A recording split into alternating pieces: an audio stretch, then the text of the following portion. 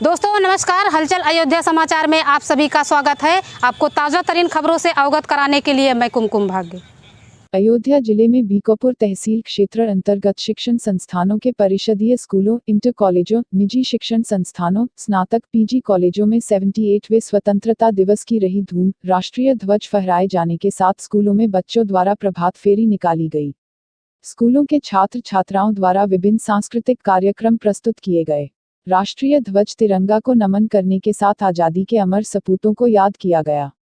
गर्मी व बारिश का मौसम होने के बावजूद बच्चों में दिखा जबरदस्त उत्साह। Maharana Pratap convent school, inter college, PG college में बच्चों द्वारा सांस्कृतिक प्रोग्राम प्रस्तुत कर उपस्थित लोगों में देश प्रेम की भावना को जगा दिया। इस मौके पर विद्यालय के प्रबंधक महेश सिंह, इंटर कॉलेज के प्रधानाचार्य ओम प्रकाश पांडेय, महाविद्यालय की प्राचार्य एना रिजवी, पुरुषोत्तम उपाध्याय, निदेशक अनुराग सिंह के अलावा काजल खत्री सहित विद्यालय के सभी स्टाफ तथा छात्र छात्राएं मौजूद रहे। निदेशक अनुराग सिंह द्वारा स्वतंत्रता दिवस पर सभी को अपनी शुभकामनाएं देते हुए अपने विचार प्रकट किए गए।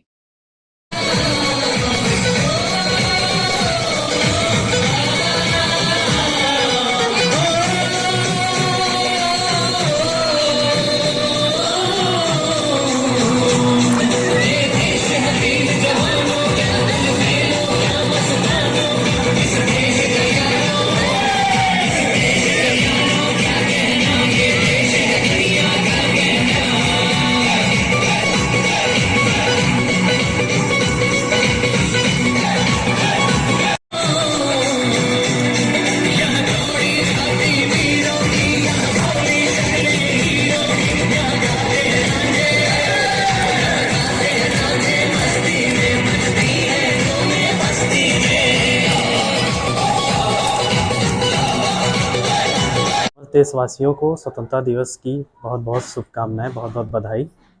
और ये 78वां स्वतंत्रता दिवस पूरा देश मना रहा है और पूरा देश इस समय जश्न में सरोकार है और हम लोग भी इस जश्न में शरीक हुए हैं, एकत्रित हुए हैं। और 78 साल हो गए आज हम लोग को आज़ाद हुए। थोड़ा सा मेरा एक सवाल है कि हमारे साथ कई देश आज़ाद हुए थे और वो देश आज विकसित हैं, हम लोग विकासशील देश में श्रेणी में आते हैं। तो मेरा बस इतना ही सवाल है कि क्या कारण है जो हम आज भी विकासशील देशों में आते हैं। इसका सबसे बड़ा, मेरे विचार से सबसे बड़ा कारण यही है कि आज का युवा, आज का भारत की शिक्षा व्यवस्था और भारत की चिकित्सा व्यवस्था, आज का युवा संस्कार विहीन हो चुका है, लक्ष्यहीन हो चुका है, उद्देश्यहीन हो चुका है। तो हमें दृढ़ संकल्पित युवा चाहिए जो देश को विकसित कर सकता है। आज का युवा कौशल से युक्त होना चाहिए, ना कि आज की जो शिक्षा व्यवस्था है वो शिक्षा व्यवस्था ऐसी है कि हमें कुछ चीज़ें पढ़ा के श्री कर दिया जाता है। हम चाहते हैं कि उन व्यवस्थाओं से ऊपर निकलकर हम अपने देश में आज शिक्षा व्यवस्था को आगे बढ़ाएं और देश में तब जाकर कहीं विकसित हो पाएगा।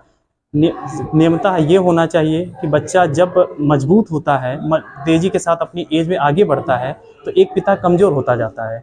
उस कमजोरी पर मजबूती के साथ वो बच्चा खड़ा होना चाहिए, लेकिन इन्हीं सारी कारणों से बच्चा भी कमज़ोर होता जाता है और पिता भी कमज़ोर होता जाता है और समय आ जाता है कि पूरा परिवार कमज़ोर हो जाता है।